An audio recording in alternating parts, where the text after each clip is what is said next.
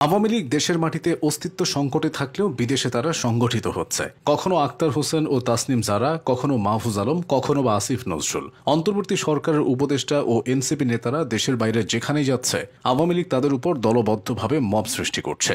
যুক্তরাষ্ট্র, যুক্তরাজ্য ও সুইজারল্যান্ডের মতো দেশে এমন ঘটনাগুলো ঘটছে।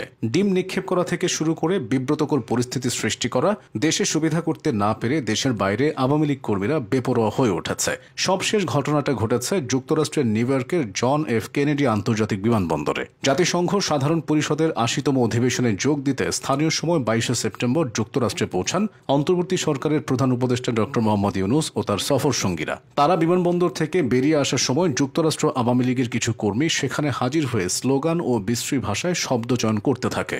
এক পর্যায়ে একজন ব্যক্তি আক্তার হোসেনের গায়ে ডিম নিক্ষেপ করেন, কিন্তু তিনি কোনো প্রতিক্রিয়া না দেখিয়ে হেঁটে যান। এছাড়া বিএনপি মহাসচিব মির্জা ফখরুল ইসলাম ও এনসিপি নেত্রী তাসনিম জারাকে নিয়েও কটূক্তি করতে থাকে আওয়ামী লীগের সমর্থকরা। সবাই গাড়িতে ওঠার পর তারা গাড়ির সামনে শুয়ে পড়ে। সে সময় নিউ ইয়র্ক পুলিশ তাদের বাধা দেওয়ার চেষ্টা করে। এই ঘটনাটি দেশে বিদেশে ব্যাপক সমালোচনার জন্ম দিয়েছে। পরে আক্তারকে ডিম ছোড়া সেই আওয়ামী লীগ কর্মীকে নিউ ইয়র্কের জ্যাকসন হাইটস এলাকা থেকে আটক করেছে সেখানকার পুলিশ।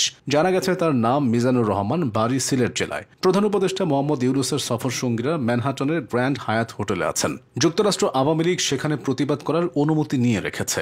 সব মিলিয়ে একটা উত্তেজনাকর পরিস্থিতির সৃষ্টি হয়েছে। এর আগে ২০২৫ সালের আগস্টে নিউ ইয়র্কে উপদেষ্টা মাহফুজ আলমকেও একইভাবে হেনস্থার চেষ্টা করেছিল আওয়ামী লীগ সমর্থকরা। জুলাই গণ অভ্যুত্থানের বর্ষপূর্তি উপলক্ষে এক অনুষ্ঠানের আয়োজন করেছিল বাংলাদেশ কনসুলেট অফিস।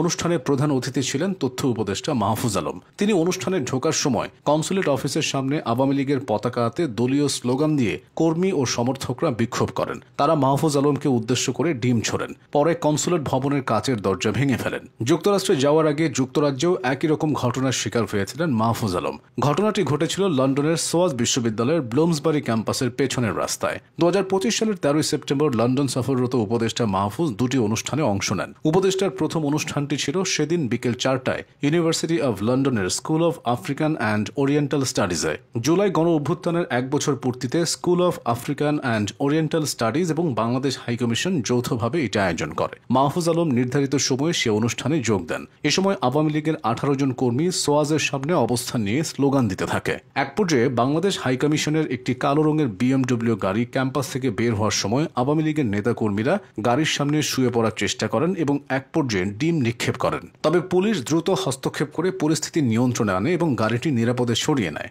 পরবর্তীতে বাংলাদেশ হাইকমিশন জানায় ওই গাড়িতে তথ্য উপদেষ্টা মাহফুজ আলম ছিলেন না। উপদেষ্টা মাহফুজ আলমের মতো ২০২৪ সালে সুইজারল্যান্ডে আওয়ামী লীগের সমর্থকদের হাতে হেনস্থার শিকার হয়েছিলেন অন্তর্বর্তী সরকারের আইন, বিচার ও সংসদ বিষয়ক উপদেষ্টা অধ্যাপক আসিফ নজরুল। জেনেভায় আন্তর্জাতিক শ্রম সংস্থার গভর্নিং বডি এবং সংস্থাটির গুরুত্বপূর্ণ কর্মকর্তাদের সঙ্গে বৈঠক শেষে সে বছর ৭ নভেম্বর দেশে ফিরছিলেন তিনি। দূতাবাসের প্রটোকলে তিনি গাড়ি করে সুইজারল্যান্ডের জেনেভা বিমানবন্দরে পৌঁছান। বিমানবন্দরে নামার পর আওয়ামী লীগ সমর্থকরা সেখানে উপস্থিত হয়ে তাকে ঘিরে ধরেন। এরপর বেশ কয়েক মিনিট উত্তপ্ত বাক্য বিনিময় হয়। তারা আসিফ নজরুলকে বিরক্ত করছিলেন। এভাবেই বিদেশের মাটিতে একের পর এক মব সৃষ্টি করছে আওয়ামী লীগের সমর্থকরা।